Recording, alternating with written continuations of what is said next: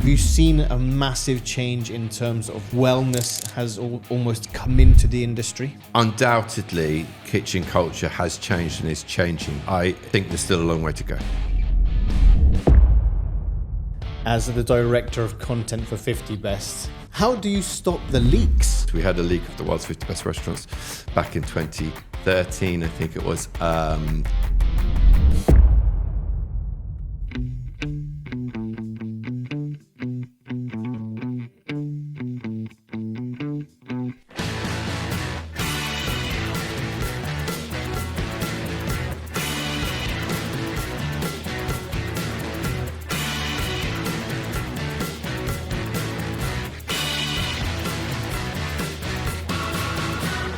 For the first time ever, the Chef JKP podcast is going live. We're going to be at Time Out Market Dubai as we bring the heat with unfiltered, exclusive conversations featuring some of the biggest names in hospitality. Mark your calendars. April 13th, 20th and 27th for 3 unforgettable nights of behind-the-scenes stories, insider secrets and culinary revelations. Want in? We are giving away tickets. All you have to do is follow both Instagram accounts and keep your eyes peeled for your shot at winning a pair. Don't just listen, be part of the experience. Ladies and gentlemen, food lovers and culinary trailblazers, welcome back to the Chef JKP podcast, where we dive deep into the world of hospitality and everything that makes the industry truly extraordinary. Now, today's guest, this is big. I mean, huge. We are talking about a man who quite literally shapes the global dining landscape. He's got one of the most exciting and influential jobs in the culinary world, deciding which restaurants make it into the world's 50 best lists. No pressure, right? On the podcast this week. That's right. We have the one and only William Drew, the head of content for the world's 50 best restaurants. And let me tell you, this guy has seen it all. The trends, the talents, the game-changing chefs, and the restaurants that redefine dining as we know it. He was recently in the UAE to unveil the anticipated 2025 MENA's 50 Best Restaurant list, shining a spotlight on the region's ever-evolving food scene. From hidden gems to local icons, the list isn't just about rankings. It's a movement, a celebration, a stamp of excellence that puts chefs and restaurants on the world's stage.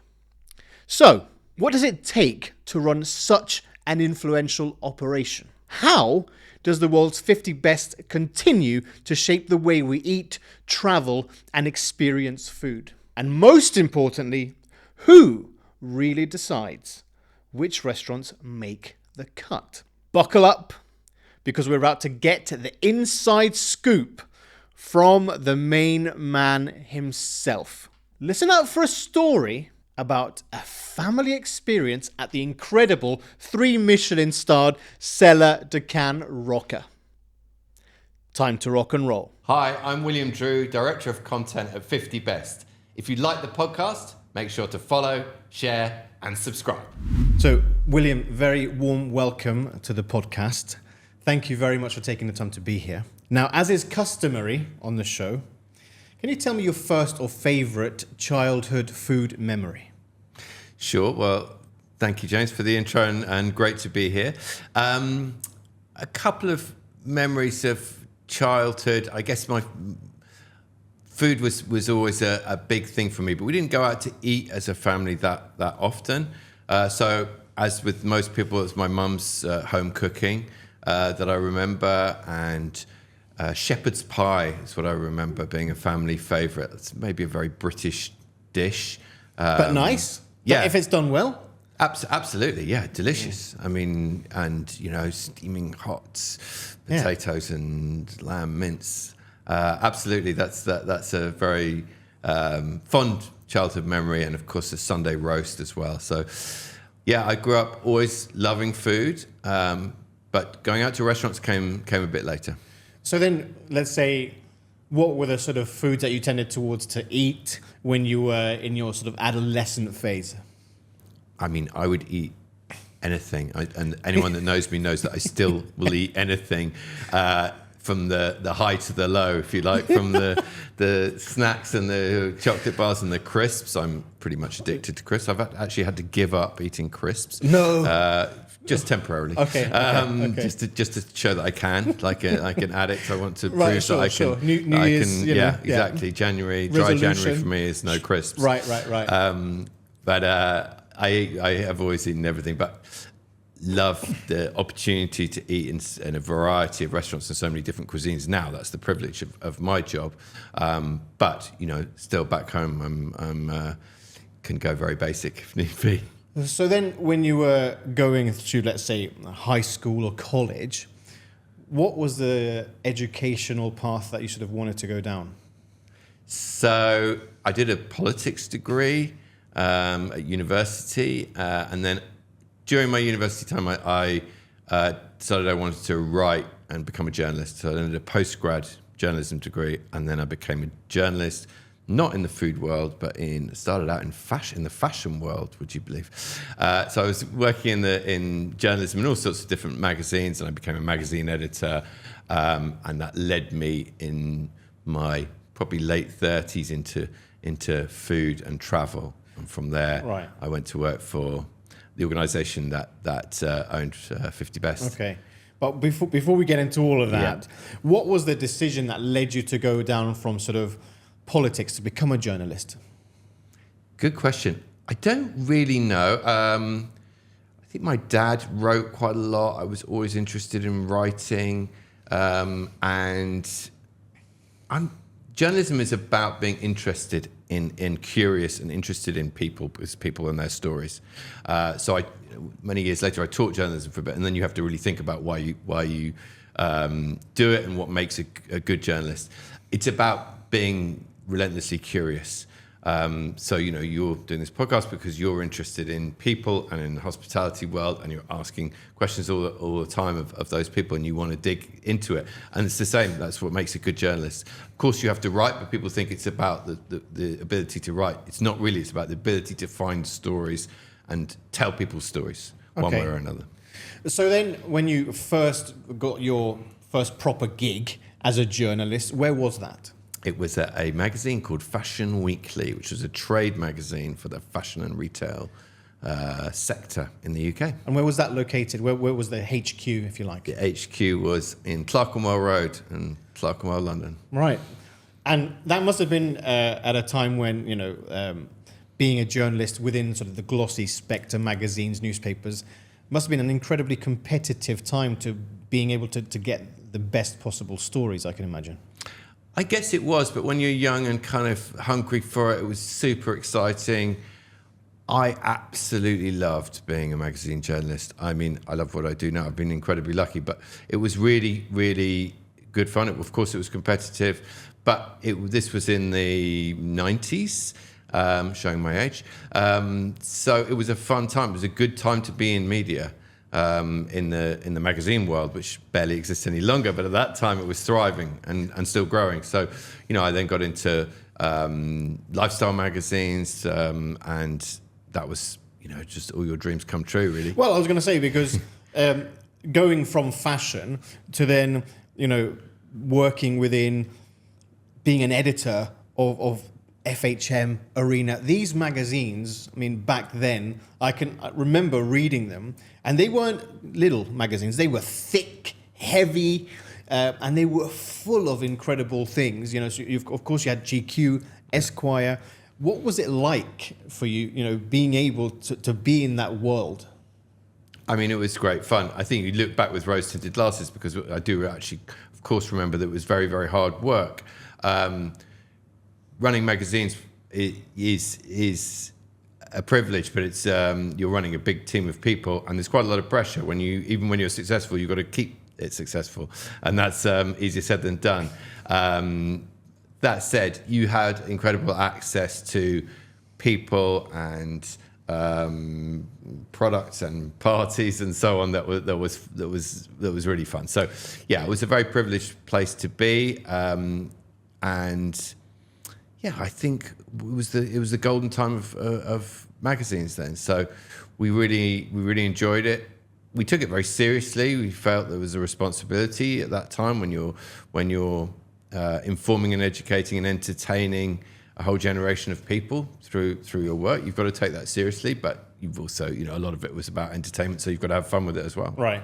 But just for my chef's brain, let's say if you had to release the June cover or the June episode of the entire magazine, how far behind do you have to work and to basically curate the entire magazine with the team? Months ahead. You're talking ahead. Like 3-4 months? Yeah, maybe? about 3 months ahead. I mean, they had this strange thing in magazines where the June edition of a magazine would actually come out in May. It got further and further and further ahead because it was like a psychological thing. You wanted to get a magazine that was upcoming and what was happening. So bizarrely, they would publish the June edition in the kind of beginning of May or something crazy like that. It was a weird sort of arms race gone wrong. But that you'd have a couple of weeks of print. So you'd probably finish that 2 months before, 6 weeks before it came out. You'd start it, a month before that. So you just get into your own rhythm. You've basically got a month to produce a magazine. Now, of course, that magazine doesn't come out till a little later, but you've still got month to month if you're doing a monthly magazine, and you certain pages have to be done. You can't leave it all to the last few days. Well, certain section of the magazine is done in week 1. Certain sections done in week 2, and week 3, and week 4. Like But at the same time, the creativity part of it must have been, and still is to this point. I think back then, writers had far more intention, and what I mean by that is they didn't have things like ChatGPT, so you had to make sure that everything that you put down on paper was incredibly entertaining to read. Absolutely. I think about the people that I worked with, and some of the creative talent in terms of writing, but also in terms of ideas, was extraordinary. I was just the guy who was reasonably good at putting things together, but I wasn't the creative talent at all. We had, the art team, we were incredibly creative at visually putting stuff together. But in terms of writers, some brilliant young minds, journalistic minds.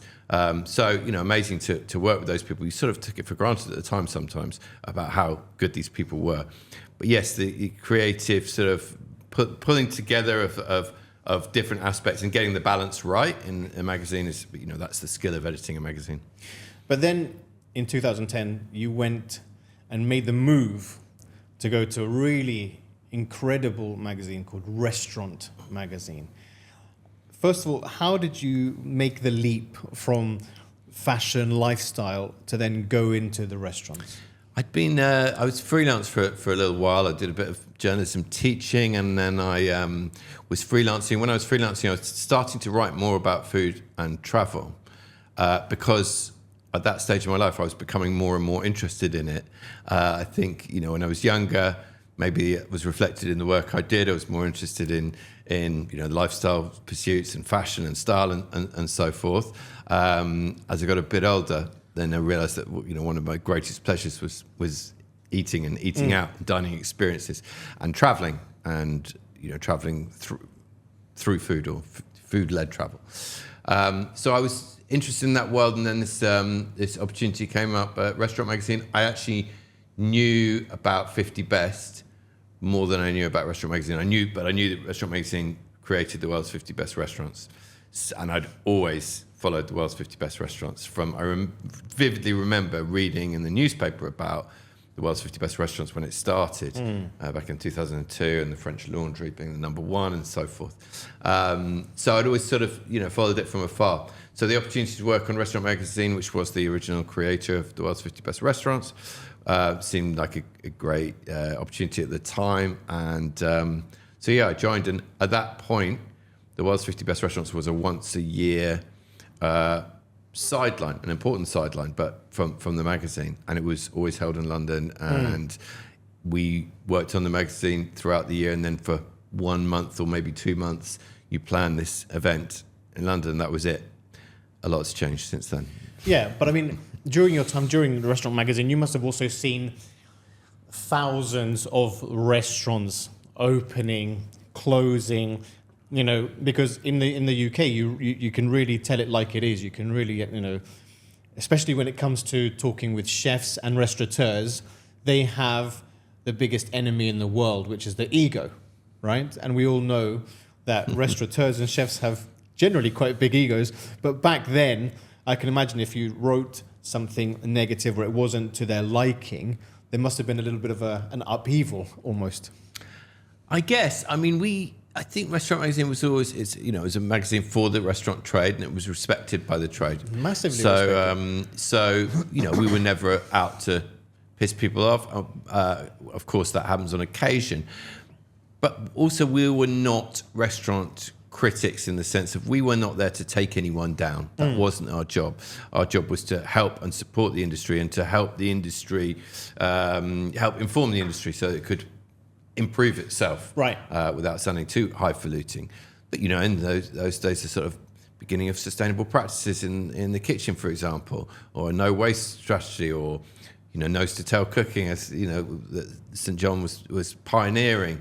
I agree. I know it's been around for centuries, but they were showcasing it to the rest of the world, and we were just a platform to showcase what Fergus was doing at St John to other chefs and restaurateurs, and they're a bit like, okay, we don't have to only use 10% of the animal or the vegetable.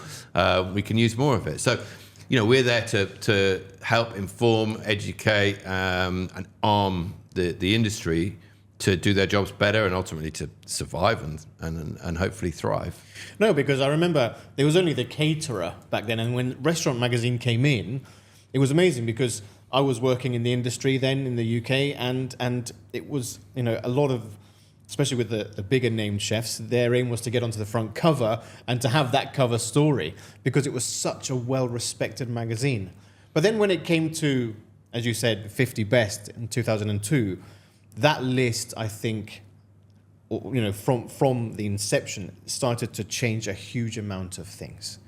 How involved were you in the beginning during your time at Restaurant Magazine with sort of the listings or understanding how it works?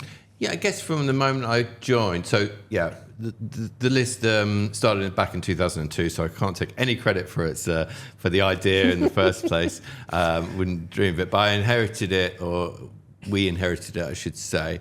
And I joined, as you said, in 2010. So the first year I was involved with 50 Best was the 2011 edition. I think I and others in the team realised that this had great potential.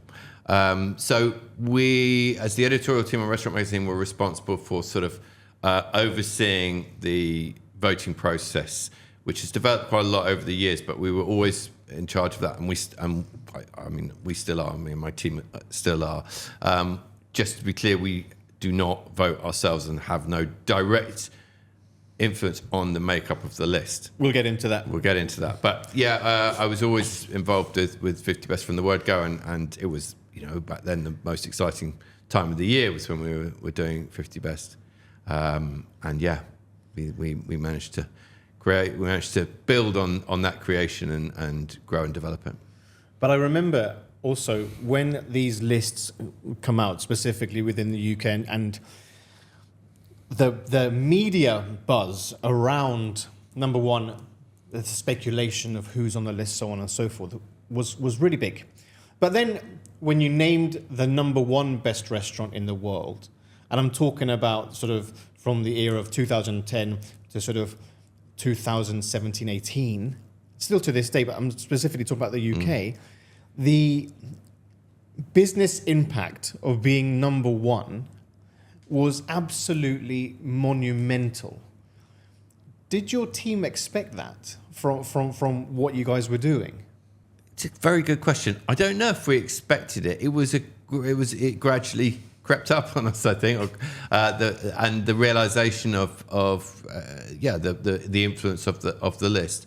I guess it was, when El Bulli dominated the list in the late noughties, so to whatever it was, 2006 to 2010, and then went into the Noma years, shall we call them? Yes. But El Bulli changed it because everyone in the world started to talk about El Bulli and could you get there and could I get a table and so on. So that was the slow burn build of El Bulli. But after El Bulli, then with Noma and then the restaurants that were number one after that, I said Can Rocca and Girona, Madison Park in the US, Osteria Francescana in Italy.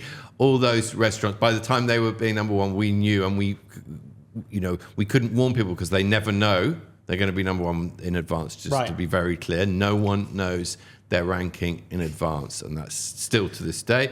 They find out on the night live at the awards ceremony. We've got here in Abu Dhabi for MENA's 50 Best Restaurants on Tuesday night. They don't know in advance, so you couldn't warn them to make sure their website and their reservation system is robust. In those days, it weren't as sophisticated as they are now. And so they would frequently crash the day afterwards. Wow. So that happened certainly to Noma and Soda Can Rocca, that their reservation system was completely overwhelmed when they were named number one. So you do get that realization that people are following this list around the world and then booking their restaurant and their travel accordingly. But it's an incredible list, for me, and the fact that now, so you went from 2010 and 2014 group editor of World's 50 Best. First of all, the Academy. When it comes to what we call, or what you guys call the Academy, before we get into sort of the different continents, if we talk about the base Academy, how do you, as let's say, the management committee, how do you choose those people to be there, first of all? Well, we effectively delegate that choice to experts across the world. So the way the system works, and I'll talk about the world's 50 best restaurants rather than any of the other iterations. The world's 50 best restaurants are the original and still the biggest event and list that we create. We have more than 1,100 voters around the world now. Whoa. And they're divided up into 28 different regions. So the way it works is we appoint 28, what we call Academy chairs, but the heads of voting in the different regions around the world. They, in turn, each find 40 experts of different types, we have various guidelines, in their region.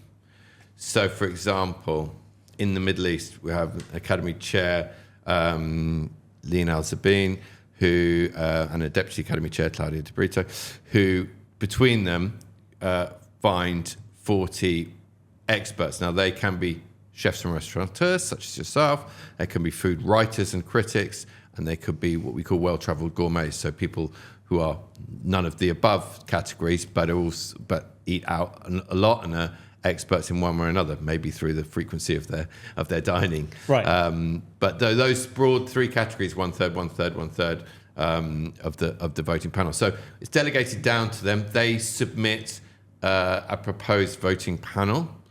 All those voters, apart from the Academy chairs, must remain anonymous. They can't publicise that they're a voter, very important.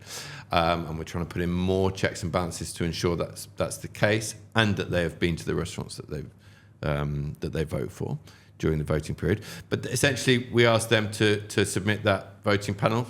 In fact, that process is going on as we speak. They do that.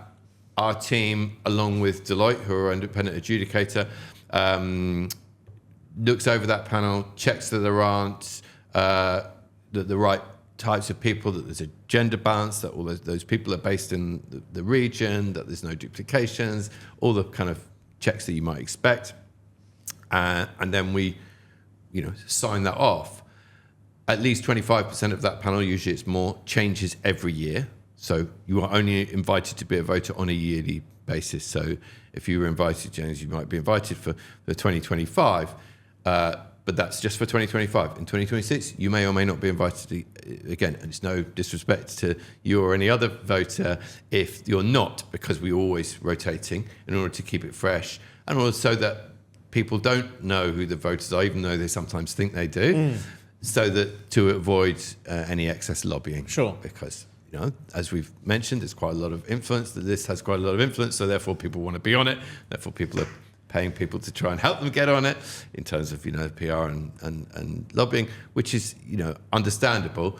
But of course, we don't want people to know who the voters are, because then they try and get them to come to the restaurant and give them a free meal and so forth. Well, of course, but it's regulated by Deloitte, which is incredible, and I didn't know that, so that's really amazing to know. Yep. But the one question that I sort of wanted to ask is, how do you, again, from the top tier of world's 50 best, the Academy chairs, how are they chosen? Because that's not an easy task, because there are so many incredible gourmands, people who do their jobs really well.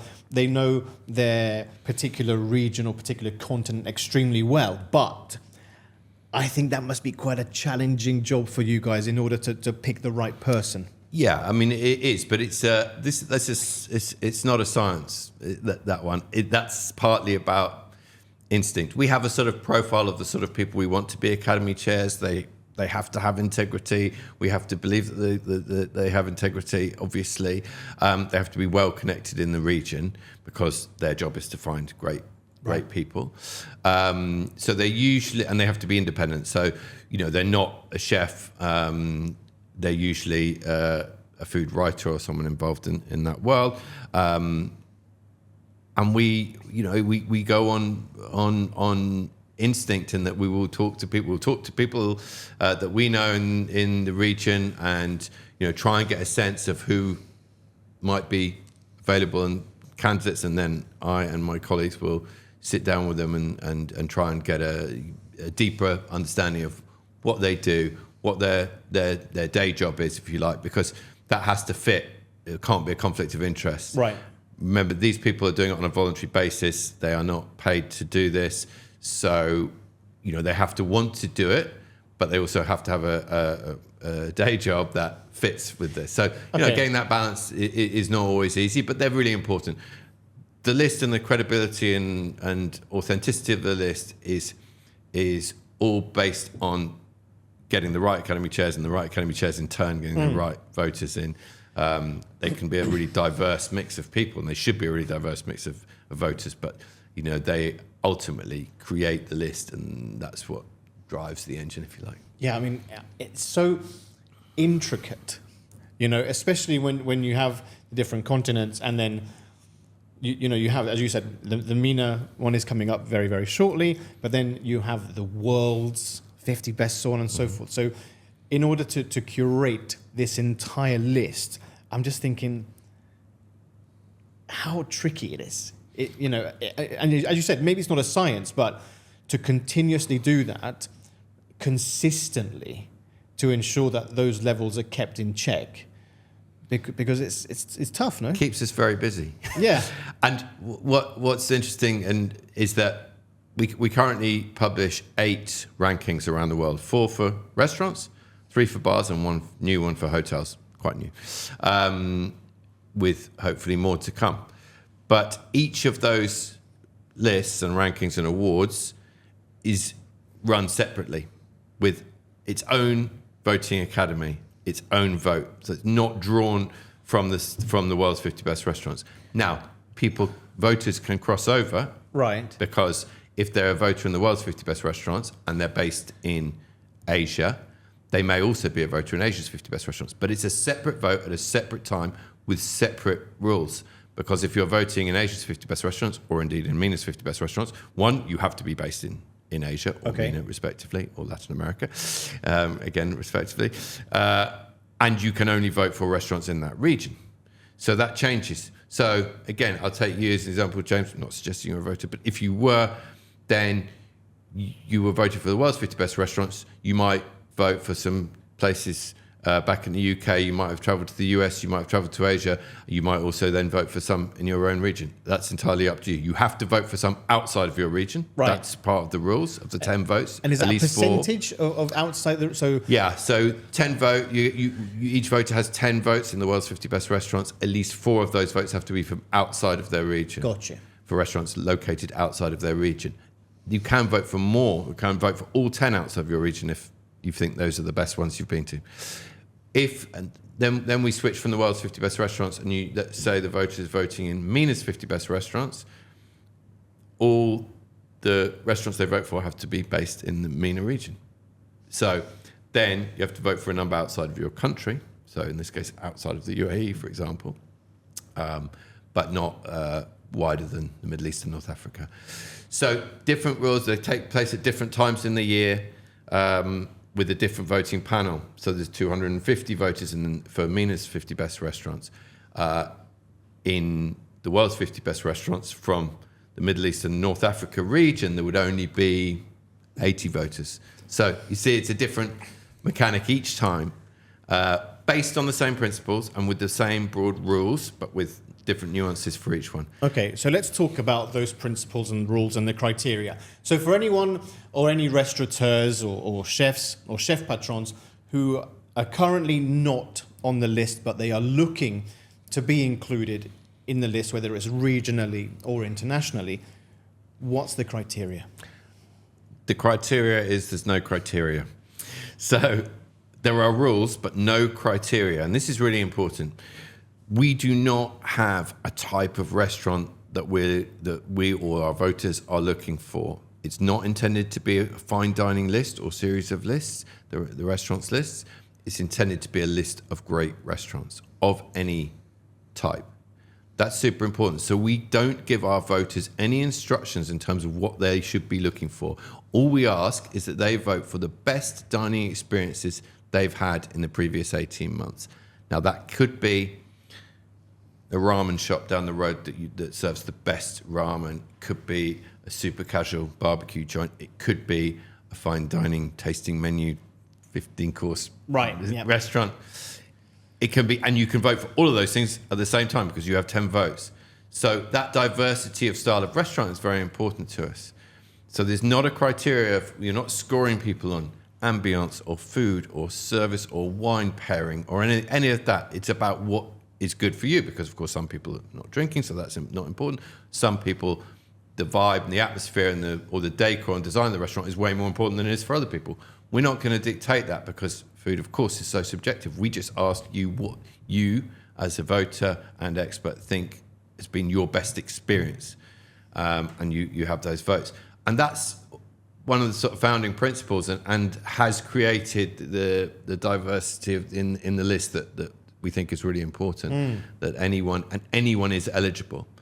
And the other point to make, and I know this might sound a little facetious, but it's not meant to, which is when people ask, how do I get onto this list? The answer is look after your customers and give them the best possible time that you can. That's it. Do not focus on lists. It's a bit like, you'll know this, people focusing on stars or guides or indeed 50 best rankings. If that's your focus, then you're taking away your focus from your customers. If you take away the focus from your customers, that can kick you in the backside. I was going to say, because that is the most common question I'm sure is asked of you. How do I get on the list and all that kind of stuff? But of course, everything and anything is to do with that customer experience. And I love the fact that you're saying it's about the experience. It's not necessarily about, judging this, the table, the decor, the ambience, the music, whatever it may be. That's really, really key. But then my question stands. I've been a fan of 50 Best ever since I've been in the industry. And I've been in the industry for 25 years. And I think it's an incredible list. But then when I first moved to the Middle East in 2012, there was no guides whatsoever. Nothing. Literally nothing. So I wanted to ask, when did the team start to come to the region and put their feelers out there that, there's something exciting happening here? Well, just to take you back a little bit before that, this will make sense. In 2013, we launched our first regional list, which was Asia's 50 best restaurants and Latin America's 50 best restaurants. As I said, 2 separate rankings from the world's 50 best restaurants. And the reason we did that was we thought that there was an opportunity to showcase amazing restaurants in these regions that hadn't been put in the international spotlight or the global spotlight as much as they deserved. So there wasn't a pan-Asian list. There certainly wasn't a pan-Latin American ranking a list. So we launched those in 2013, and they were and have been and continue to be extremely successful over the last 10 plus years, 12 years. And that also started us moving around, that prompted us to move around the world with where we hosted the world's 50 best restaurants. So as mentioned earlier, we used to host the world's 50 best restaurants in London. But then we realized, why are we hosting it in London all the time? We may be a UK-based organization, but we see ourselves as a global organization because we're looking at and sort of representing and reflecting the whole world, literally the whole world of gastronomy. So we started moving the event program, which has got bigger and bigger, around the world. New York, Australia, Singapore, Spain. And that helped to sort of, expand our horizons and see the world more. So we had these regional lists, and then, of course, thinking where else in the world is interesting. And the Middle East and North Africa, for various reasons, became more and more interesting. There's a lot of development, and things move fast in this region, as you know. So things were rapidly developing on the gastronomic and tourism scene as well. So that becomes of interest to us. There was an appetite in the region as far when we started putting our feelers out, maybe pre-pandemic, actually, we were looking at this. We then had to pause due to the pandemic for maybe a couple of years that we might have launched Minus 50 Best earlier than we did. Right. But yeah, in January 2022, so we were planning it from 2020, 2021, January 2022, we had the first list of Minus 50 Best Restaurants and hosted the event program. The event program is really important to us. The list goes out to the world. The event program is much more for the hospitality community and the industry. But it's a really important event for the industry because it brings everyone together. Again, in a region like the Middle East and North Africa, people don't necessarily get together from different countries that often. We bring everyone together over a number of days in the host city, in this case in Abu Dhabi. And we have a series of events, collaboration dinners that you're involved with, a chef's feast where people just get to come and enjoy each other's company and kind of have a private party in effect. Of course, the award ceremony itself, a whole series of consumer events for the consumers, the dining public, to get a little taste of some of the 50 best chefs from around the world as well and from the region. So lots of different events that bring the food community together and create this sense of collaboration and cooperation and cross-border cooperation, which is very important. So that's the second aspect. The first aspect being we create a ranking which consumers can use, diners can use to help guide or shape their travel and eating experiences. But also the second aspect is the physical events which bring the hospitality sector together for a bit of mutual respect and recognition. Right. But then when you first launched in 2022 in this region, so you had your academy chair, let's say, and their sort of subcommittees. That was then given to yourselves to also vet, or did you also have to come into the region to triple check and verify everything? Yeah, a bit of both. It's a step-by-step learning process when we go to a new region, and what we're very aware of is that we as a team are not experts in that region. So we do need to find good people in the region that we can rely on. And, that's sometimes a process, a learning process in itself. But yeah, we work with some really good people in this region and got to know more people, of course, in the last few years. And yeah, we're very confident that we have created a credible list of MENA's best restaurants. And of course, everyone will have a different opinion on what is not only the best restaurant, but the best restaurants, or 50 best restaurants in the region. That's the nature of the game. And a lot of debate. Always. And that's part of the magic. That's part of what makes 50 Best work, is that we create a ranking. Of course, that is subjective. It's the collective views of individuals, and their individuals are subjective.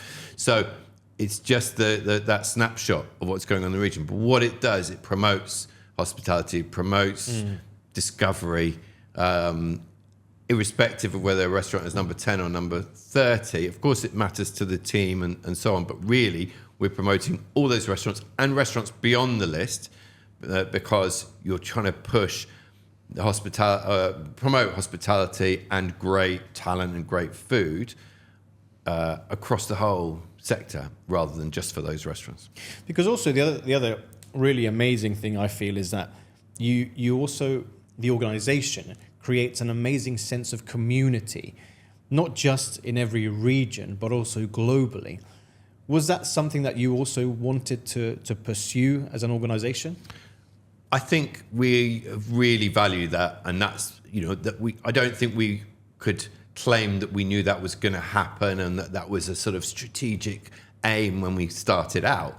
But as soon as you feel that, when we went to Asia for the first time in 2013 and created Asia's 50 Best Restaurants, but actually even more so in Latin America, where chefs from Mexico had never met, let alone kind of, hung out with and got to know chefs from Argentina or Chile. I mean, they just were in different worlds. And a lot of those chefs have now become huge friends and will send, staff back and forth to each other's restaurants to learn more from different cultures and different cuisines. And again, across the world with the world's 50 best restaurants, we've created those connections. So we really value that because the chefs value it. The chefs and their teams value it. If they value it, then we value it as well because it ensures that the chefs want to come to our events. Now, when we create these events, like we've got almost a week's worth of events here in Abu Dhabi right now, the chefs on the list all travel to the event of their own accord. We don't fly them in. They all have them for the world's 50 best restaurants. They all come. They basically all the restaurants, and there are now 100 restaurants on the list. Yeah. Although it's called the world's 50 best restaurants, we have a 51 to 100 list as well because there's so much demand for people to find out about great restaurants. We have 100 restaurants, and the vast majority of those 100 restaurants all come to one place of their own accord, on their own dime, to get together for those days. So that's really important. So the fact that they all want to come is testament to the fact that it works and it creates the community that you talked about. And throughout your time, within the organization, you touched earlier on in your early years, formative years with the restaurant magazine, about how chefs were treating each other. Whereas now, have you seen a massive change in terms of kitchen dynamics, restaurant dynamics, and how wellness has almost come into the industry? Yes, in short, yes, but I think there's still a long way to go.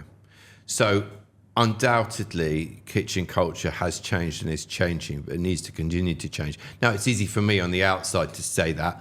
It's tough in a kitchen when you've got the economics of running a hospitality business and tight margins. For me to say, you need to, make sure your staff are not working crazy hours, or we've got to do a 4-day week, or no split shifts, or whatever it may be. You've got to survive. So I'm not, we would not seek to sort of impose that. The way we would look at it is that we would try and showcase best practice wherever we see it. Right. And you will know that a lot of the top restaurants in the world have moved to a much more well-being focused work culture. That's not to say that this is across the board and across the world, but if we can showcase those people who are putting the mental health of their team front and center, the physical health in terms of working hours, and realizing that actually has long-term benefits for the business because people will stick around rather than burning out almost, literally, and that they will feel better and they'll work better and they'll be more productive because they're in a better headspace or in the better physically, then it actually can work economically as well. But yeah, in terms of workplace culture and kitchen culture, it's definitely changing for the better. We need to keep promoting that and accelerating that. And our job is to showcase where those chefs and restaurateurs that are doing amazing things, and the same in the realm of sustainability. And we talk a lot about human sustainability as well as environmental sustainability. That's it. It's really easy to off-pat say, yeah, we've all become more sustainable. There's a lot of great practices going on out in the food world. We need to promote those and show them to the rest of the world so that they can follow suit as much as they can. I know that sounds very basic, easier said than done. I'm very aware of that, but of course, it's part of our job to show and shine a spotlight on people doing innovative things in that space. But then, William, also I want to understand a little bit with your role now as the director of content for 50 Best. Imagine not an easy job to uphold because there's so much going on in the gastronomic landscape. What are the sort of day-to-day challenges that you sort of have to face? And what I mean by that is when there's so much information coming at you from different parts of the world, how are you managing to sort of, take different key bits or make those key decisions? Because again, it's an incredibly responsible role, as you quite rightly said. And I want to understand, because when I'm running multiple kitchens or multiple things, I've got different people who run different things. But in an organization such as yours, how do you do it? Because it's not easy. We have a couple of big challenges, actually. The first is that we need to ensure and keep on top of the voting system to make sure it continues to be fit for purpose. Because, as I mentioned earlier, if the voting system works, then everything else works because we create a credible list. We can't take that for granted and be complacent about that because, there are always going to be attempts to gamify the ranking, right. And we have to be alert and to counter that. And I think the second thing is working out in such a fast-changing media landscape how we communicate the list and everything that's going on in gastronomy in the most effective way and on what platforms. So, I come from a magazine background. We used to print things on paper. Of course, that doesn't happen, especially for a global organization like us. But now we're not only online, but of course we're doing a lot of our communication through social media. How do we adapt what we're doing to connect with the right people, interested people all over the world, in what language, in what platform, in what format, video format, social media posts, right. Written formats, profiles on the restaurants, and so forth. So there's a lot of that to wrestle with. And not get left behind, but quite the opposite, to stay ahead of the game and be connecting with people in the right way. I just thought, William, as you were saying that, the other thing is, how do you stop the leaks? Because the lists are, monumental. As you said, whether in the best 100, 50 best, the top 10 of the global best restaurants.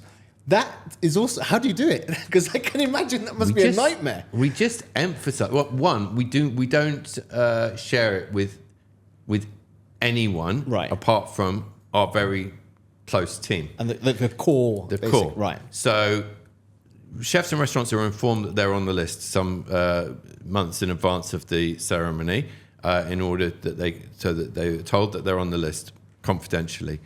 Of course, they don't know who else is on the list, and they have no idea what ranking they are within the list. Right. So it's very important. But that means that they're invited to the event and they come to the event, but they do not know until the night. We have to keep it super confidential, and our teams will testify that we talk about this a lot, emphasize especially to any new team members or any new partner agencies like a PR agency that we're working with, who have to sign a contract and NDA and so forth. But we will also emphasize this constantly, how important the confidentiality of this list is. And of course, we're not saving the world here, but it works so much better if there are no leaks. And I speak from experience. We had a leak of the world's 50 best restaurants back in 2013, I think it was. It really took the energy out of the moment.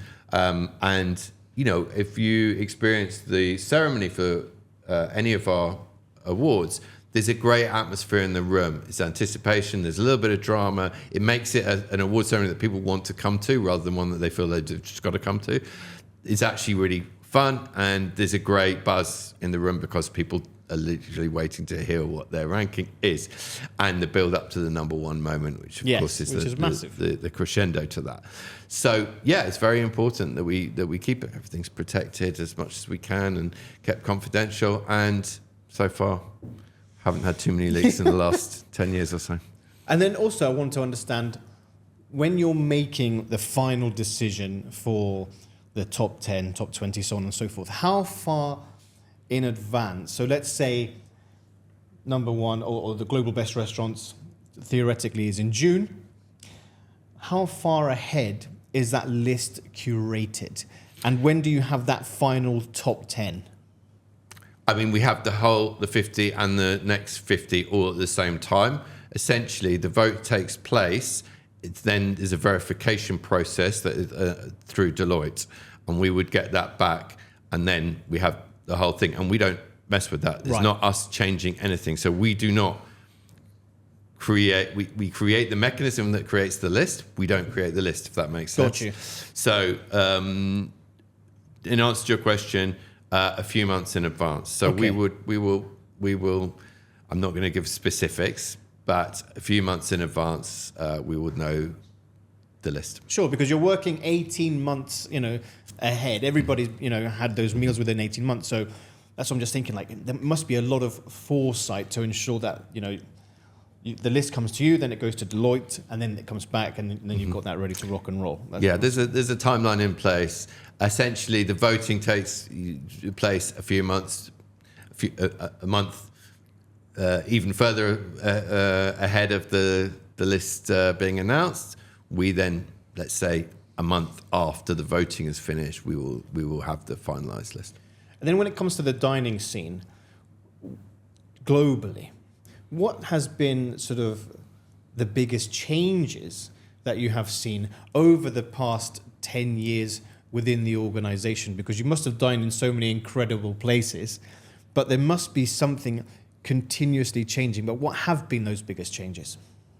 Two big long-term changes, I think. And look, I'm lucky enough to have dined in lots of amazing restaurants around the world, but I've barely scratched the surface, to be clear. I mean, there are, of course, so many fantastic restaurants all over the world that I'd love to go to and know of. And then there are all the thousands that I don't even know, or my team doesn't even know that are doing amazing things.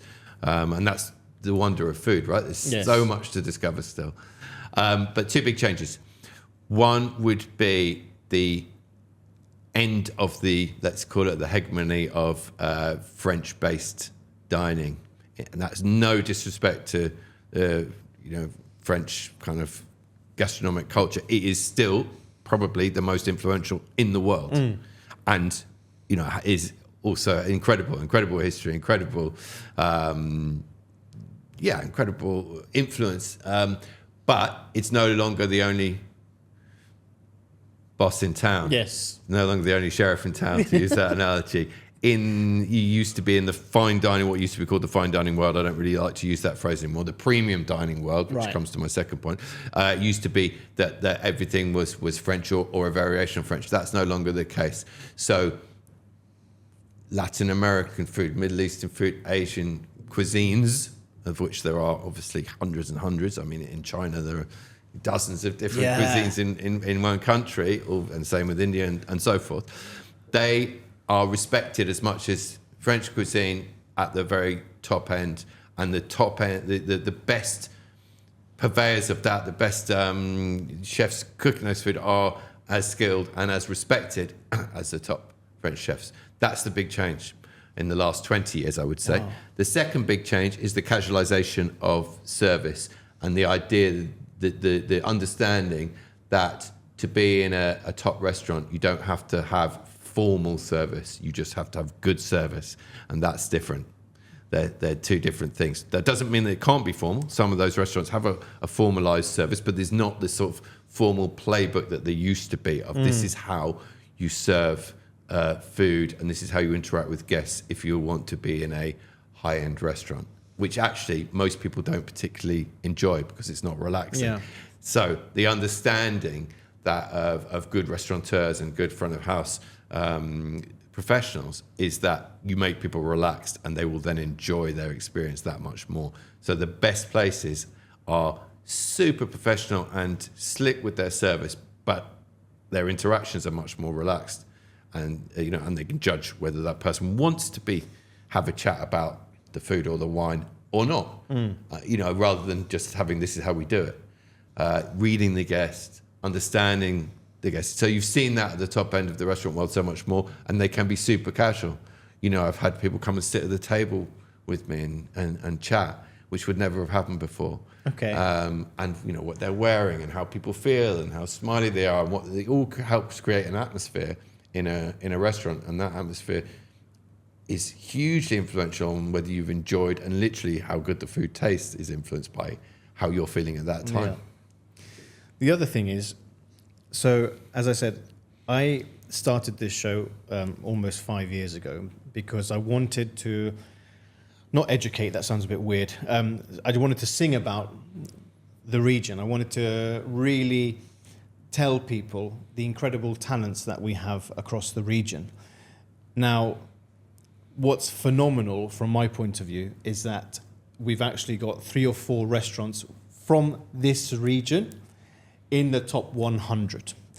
So I just wanted to sort of get your take on number one, how you feel that the region is pushing forward when it comes to gastronomy, and secondly, how can more of the restaurants regionally, if they wanted to reach those peaks of being in the 50 best, so on and so forth, what are the key small differentiators that would put them there? I mean, I can't give an easy answer to that one because how do you get onto the list? Impossible to say. I think about having your own identity and believing in that. Of course, that develops. It's not a fixed thing.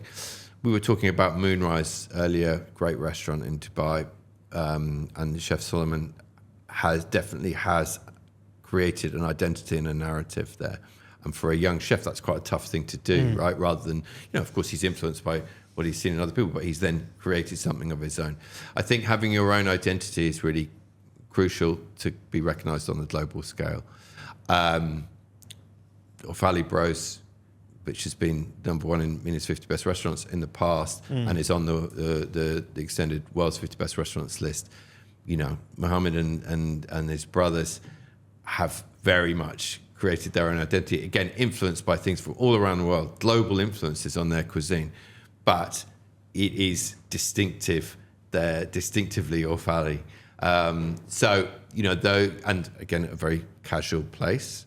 The restaurant is not of formal. It's super casual. Serving burgers? Serving burgers. But people love them and they love eating there. They love eating there. So that's a classic example of a brilliant restaurant rather than a fine dining restaurant. So in answer to the question, I think the region is moving fast and developing fast and creating more of its own identity and identities, rather than starting out as bringing in sort of cuisines from different parts of the world or chefs from different parts of the world. Now it's creating its own chefs in its own culinary culture. Of course, that's influenced the nature of the region, especially in the UAE, is influenced by all the different people that have come from around the world, and that's part of the joy of it. I think it's only on the way up. No, I think you're right. I mean, it's an incredibly exciting time, and as I said, when the rumours were when 50 Best was coming to the region,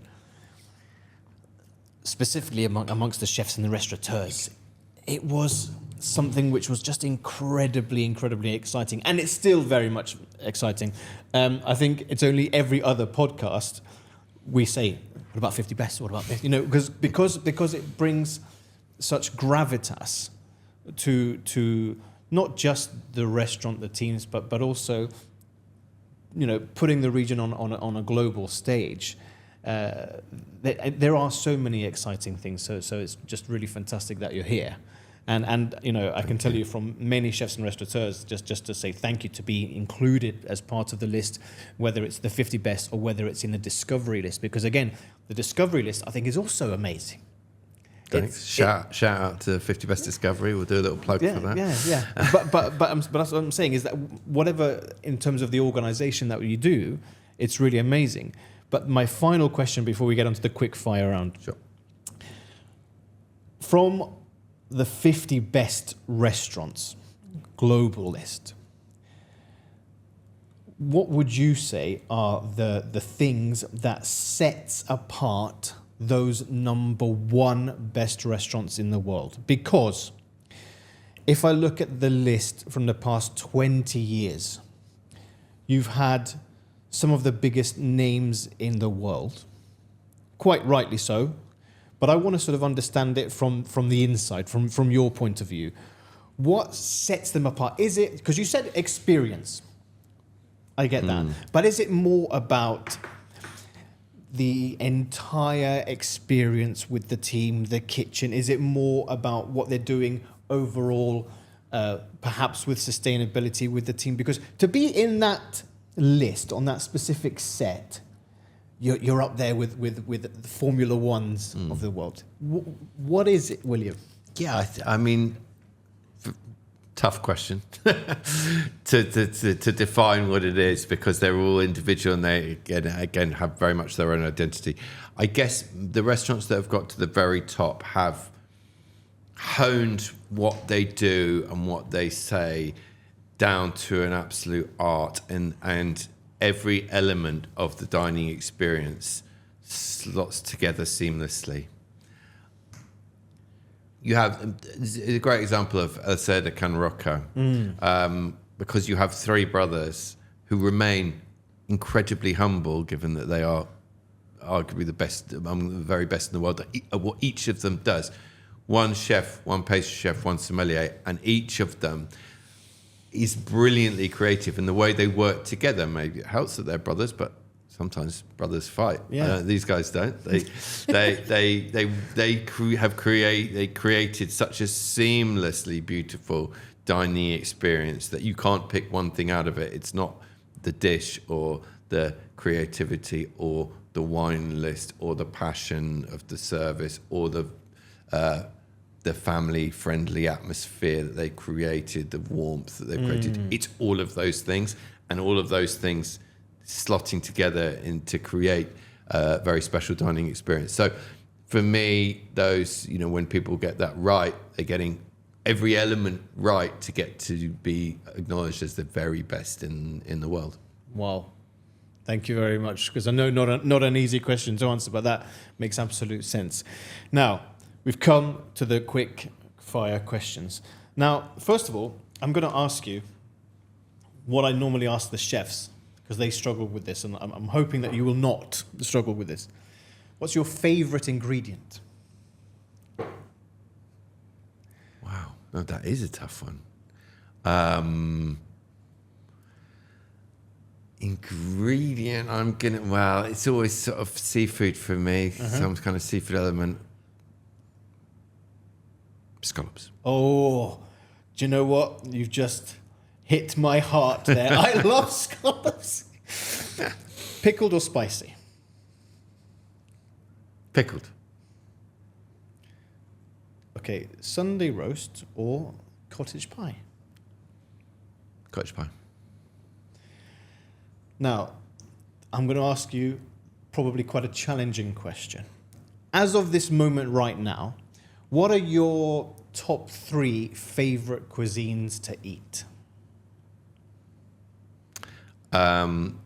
Korean. Oh, first time on the podcast. Fantastic. Thai. Yeah.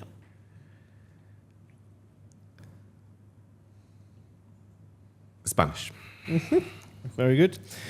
Now, who would you say are your top 3 culinary icons? And they don't necessarily need to be chefs. Wow. We were talking about Raymond Blanc earlier. Raymond Blanc's he's an icon for me, partly because one of my first ever probably my first ever sort of what might be called fine dining experience was at the Man when I was a teenager when it had just opened, where my grandparents took me and my family. And Raymond's been promoting sustainability and garden to kitchen ingredients, having her own garden out there for longer than almost anyone, way ahead of his time. So there's one. Nice UK-French crossover. Other culinary icons, the Rocker Brothers that I've just talked about. I just love the way they operate and the fact they remain some of the nicest people, and they've stuck to their hometown. They've got a lot of different things going on in their hometown of Girona in Spain, but they've had offers to open restaurants all over the world. They're not really interested because they want to stick together as a family, be at home with their family as much as possible, and support their own city. That's amazing. There we go. That's amazing. Now, William, from your time dining everywhere around the world, and you don't need to name names, what has been your funniest either kitchen story or restaurant story or incident that you've seen or been involved in? I've got two. I'm going to give you two. I'll try and make them quick. So I was this is quite some time ago, I was at a very fancy restaurant in London, 3 Michelin stars. You'll probably guess which one it was in a minute, but I'm not going to name it overtly. Having lunch, and there is a famous dessert from the chef of this restaurant, which is rum au baba. And they do a big theatrical thing of bringing out a trolley of different rums. You can choose, you select your own rum to go in the dessert. Wonderful. Very nice. All very fancy. And we were talking about formality of service and things earlier. This is old school fine dining, French white fine gloves, dining, white gloves, and it comes out under a cloche. So lots of theatre and drama, and they kind of, coordinated taking the cloches off. They whipped the cloche off, empty plate. So there was nothing on the plate, and they'd basically forgotten to put the bloody dessert onto the plate. Obviously, the waiter, I look at the waiter, his face just drops, put the cloche back on, whiz it off back to the kitchen. You can almost hear someone getting, taken out back and beheaded. Not literally. But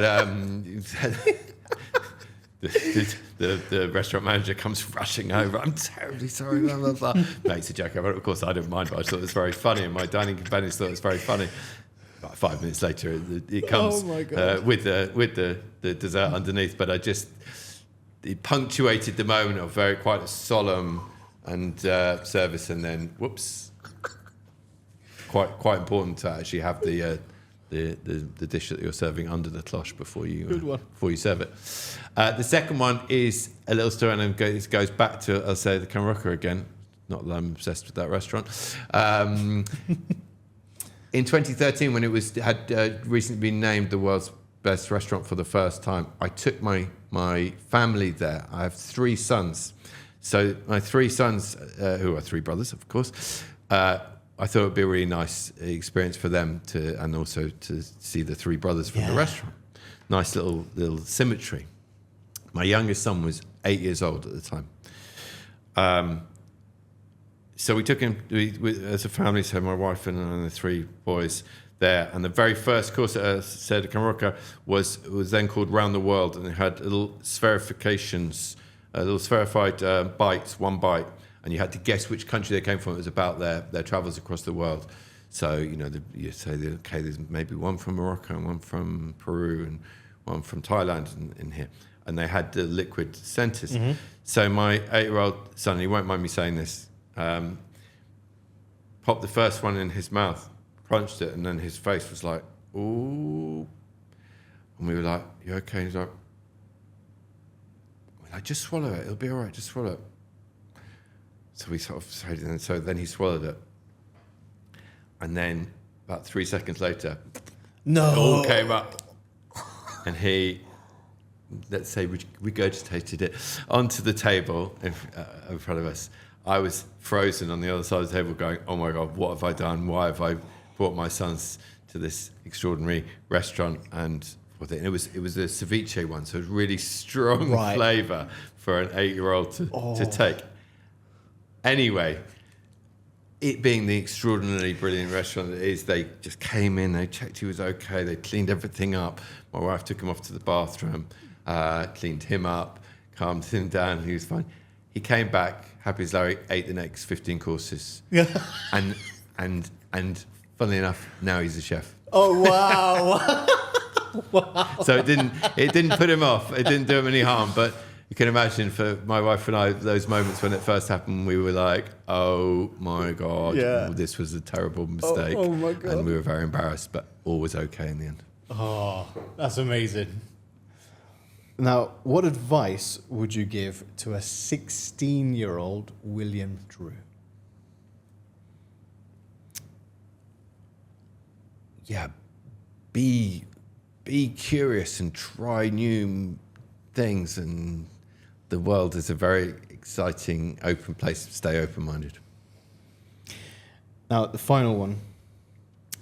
What advice would you give to any chef or restaurateur looking to get into the world's 50 best list? The advice is don't focus on getting into the world's 50 best list. Focus on being the best you can possibly be for your customers, and then the awards and accolades may come. They may not come. They may come as a result of that, not as a result of you focusing on them. Now, William, if anybody wants to get hold of you, what's the best way if they wanted to just reach out through social media? Yeah, I mean, I'm on a personal level not a great social media, not publicly on social media. So I'm going to go old school and say, email me, william.drew@wrbm.com. Done. I'll put all of that in the show notes, and I might also put your LinkedIn. For sure. Just in case. Now, William, I just want to say, first of all, what an incredible journey you've had through food throughout your entire life, from going into journalism, into fashion, to then glossy magazines, and then, going into restaurant magazine, which then put you in turn into this incredible world of 50 best. On behalf of the Chef JKP podcast, I just want to take the time to say thank you so much for coming onto the show, as I know that you are extremely busy and I don't take your time lightly. It's been absolutely phenomenal to get you in, because I've been a fan of 50 Best for such a long time. And I just love how the list is always changing.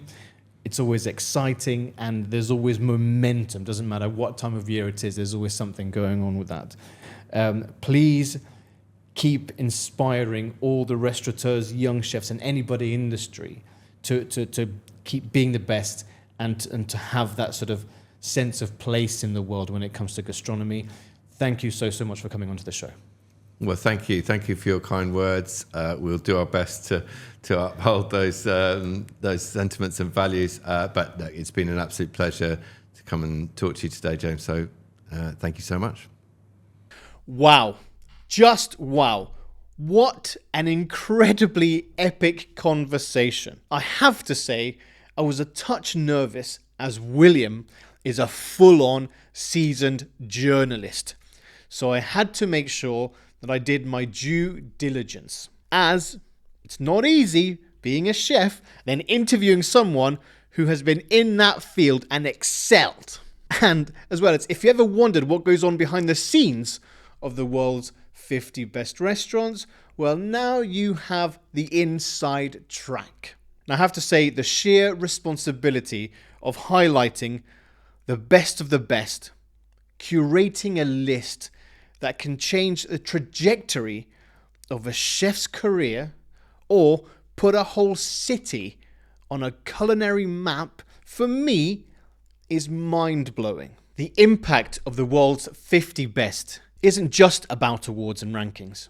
It's about community, it's about inspiration, it's about pushing the boundaries of food, service, culture, and experience. And let's not forget, it's also about celebrating the magic that chefs, restaurateurs and their teams create every single day. I love his advice. If you want to get on the list, just focus on your guests. That's it. Don't focus on simply getting on the list. For me, it's simple yet brilliant advice. Thank you, William, for sharing your expertise and stories with us.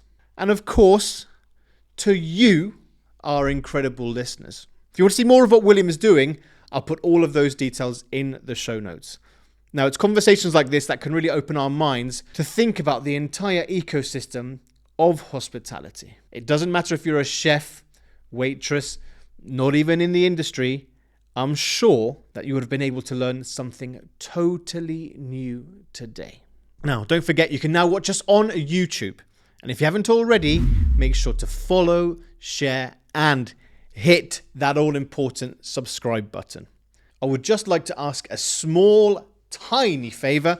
If you like the show or think someone you know could learn a few lessons from the guests and the fantastic conversations that we have, please share so that we can reach as many people as possible.